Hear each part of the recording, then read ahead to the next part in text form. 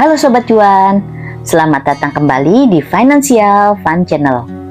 Sobat Cuan, pernah nggak sih kamu mikir, kenapa pas sekolah dulu kita diajarkan rumus Pitagoras, tapi nggak pernah diajarkan cara ngatur gaji pertama? Padahal setelah kita lulus, kita langsung diberi tantangan keuangan dunia nyata. Misalnya, bayar kos-kosan, mencicil motor, bantu orang tua, tapi tidak ada pelajaran dasar-dasar keuangan waktu kita duduk di bangku sekolah. Alias, nggak ada yang ngajarin kita pelajaran keuangan dasar. Kalau di luar negeri sering disebut Finance 101 atau Keuangan 101. Finance 101 itu semacam ilmu wajib soal cara mengatur keuangan yang harusnya semua orang tahu sejak muda. Nah, sekarang kita bakal bahas 5 pelajaran penting yang tidak pernah diajarkan di sekolah, tapi justru menentukan masa depan keuangan kita. Yuk kita mulai. Yang pertama adalah menunda kepuasan sama dengan kunci cuan jangka panjang. Di sekolah kita diajarkan mengerjakan PR secepat mungkin, tapi tidak ada yang mengajarkan pentingnya menunda kepuasan. Padahal dalam dunia keuangan, kemampuan bilang tidak buat keinginan sesaat itu yang bikin kamu bisa nabung, investasi, dan hidup lebih stabil.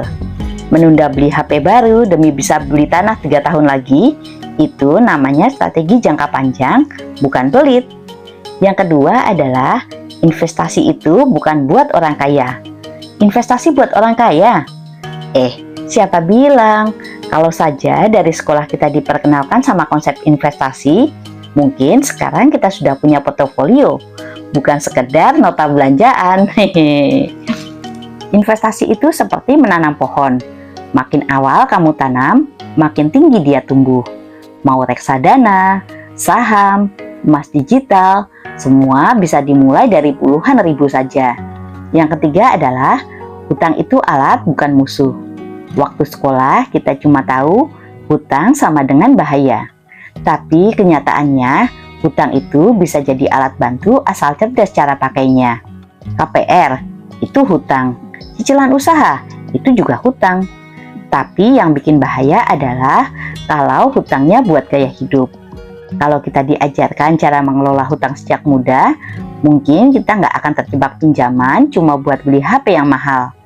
Yang keempat adalah uang bukan sekedar matematika. Kalau kita pandai matematika, pasti pandai mengatur uang. Padahal nggak segitu simpelnya Sobat Cuan. Uang lebih ke soal emosi, kebiasaan, dan self-control. Belanja karena stres, ngopi karena FOMO, atau langganan aplikasi berbayar yang nggak pernah dipakai.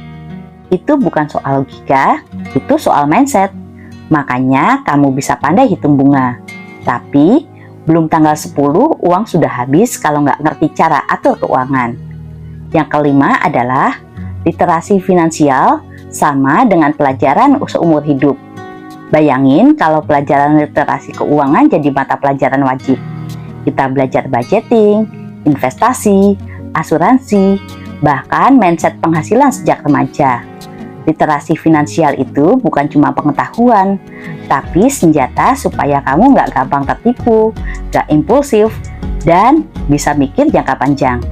Dan kabar baiknya, meskipun nggak diajarkan di sekolah, kamu masih bisa belajar dari sekarang, asal ada kemauan dan usaha ke arah yang lebih baik lagi.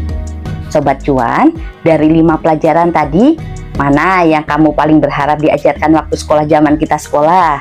Tulis di kolom komentar ya.